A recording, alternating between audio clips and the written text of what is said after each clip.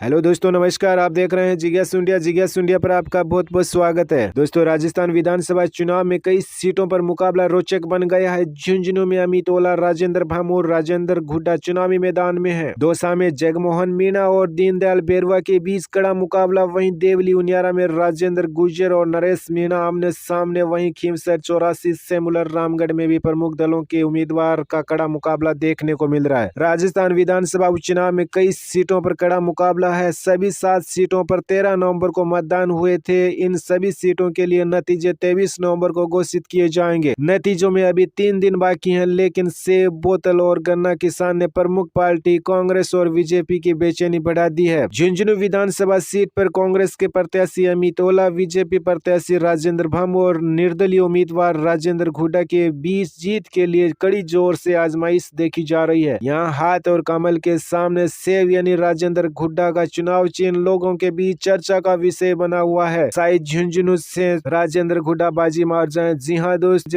राजेंद्र 2 बार मंत्री भी रह चुके हैं। वैसे तो उदयपुर वाटी से आते हैं, लेकिन इस बार उपचुनाव में झुंझुनू से अपनी किस्मत आजमा रहे हैं और लोगों के बीच अपनी पहचान भी बना चुके हैं। और चर्चा का विषय बना हुआ है कि राजेंद्र हुड्डा शायद झुंझुनू से बाजी मार जाएं और झुंझुनू विधानसभा का सीट जीत जाएं, क्योंकि झुंझुनू में दूसरी बार उपचुनाव करवाए जा रहे हैं। दौसा में बीजेपी के जगमोहन मीणा और कांग्रेस के दीनदयाल बेरवा आमने सामने हैं। यहाँ मतदान के दिन हाथ और कमल पर वोट की चर्चा की जा रही थी। वहीं देवली उनियारा उपचुनाव में बीजेपी के राजेंद्र गुर्जर और कांग्रेस के कस्तूर चंद्र मीणा के सामने निर्दलीय उम्मीदवार नरेश मीणा ने कड़ी चुनौती पेश की है। हालांकि मतदान के दिन नरेश मीणा ने अपने चुनाव चिन्ह पर गन्ना किसान का चित्र ईवीएम पर स्पष्ट नहीं दिखाई देने पर आरोप भी लगाया था। दोस्तों, बात करें खीमसर उपचुनाव के लिए। जी हाँ दोस्तों, खीमसर उपचुनाव के मैदान में रेवंतराम डांगा और डॉक्टर रतन चौधरी पर कनिका बेनीवाल भारी पड़ती दिखाई दे रही है। 84 में कारीलाल नमोमा माहेश्रोत और अनिल कुमार कटारा के बीच। वहीं सेलुम्बर में शांता अमृतालाल मीणा, रेशमा मीणा और जितेश कुमार कटारा के बीच त्रिकोणीय मुकाबला है। रामगढ़ में सुखविंदर सिंह और आर्यन जुबेर चुनावी दंगल में है।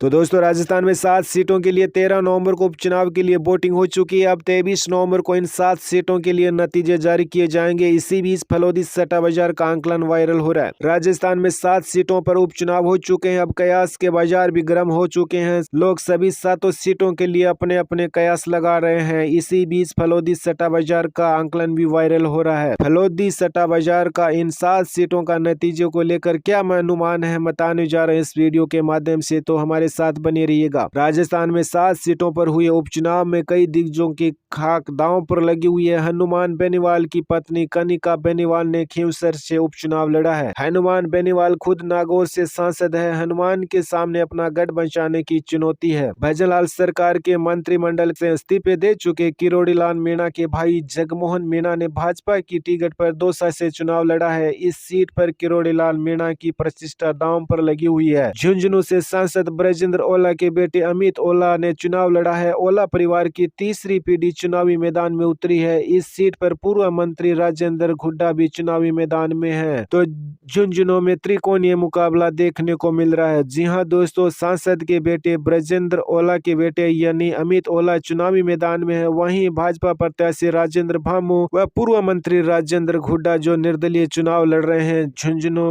विधानसभा क्षेत्र से।